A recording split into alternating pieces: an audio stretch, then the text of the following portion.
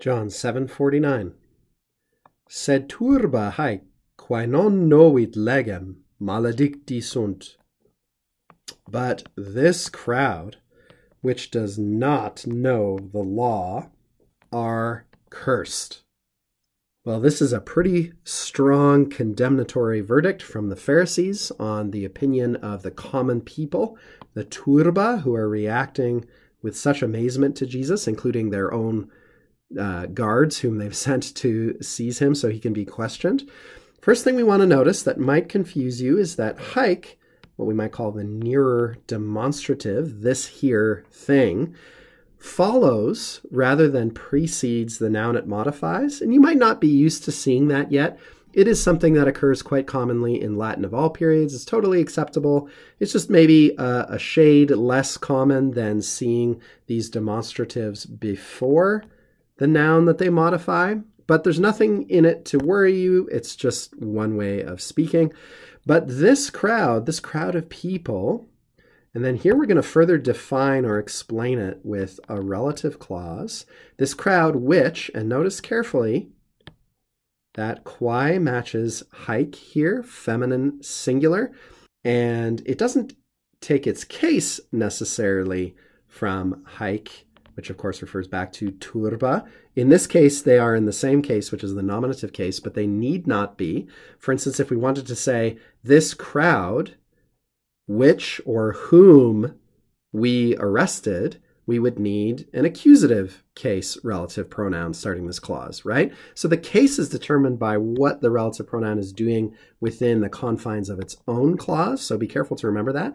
But as far as its gender and number are concerned, it's got to match the antecedent, is what we call it in grammatical terms, the noun that it's referring back to. So this crowd, which does not know the law, and notice I'm translating this in the present tense. That's because you may remember, as we've talked about before, with this verb, nosco, all the tenses have to sort of be shifted back one level. That is to say, when we have a perfect tense, as we have here, it actually should be translated with the present. If we had a pluperfect tense of this verb, we would in turn translate it as the perfect. And that has to do with the meaning of the verb, getting to know something through a process so that you know it now because of that past process. And I've spoken about that in other videos. Your dictionary and your grammars will do a good job of explaining that to you if you need further detail, but it's important to note.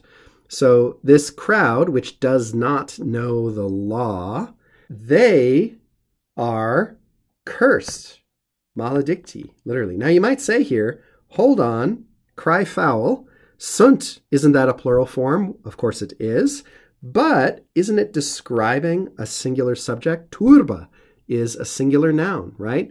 Well, the trick is in the meaning here. Turba is what we call a collective noun.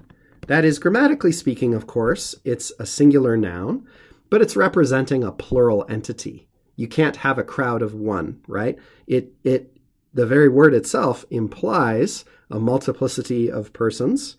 So you can use grammatical structures in Latin, and we do this in English too, to correspond to the sense of what we've said rather than strictly speaking the grammatical form.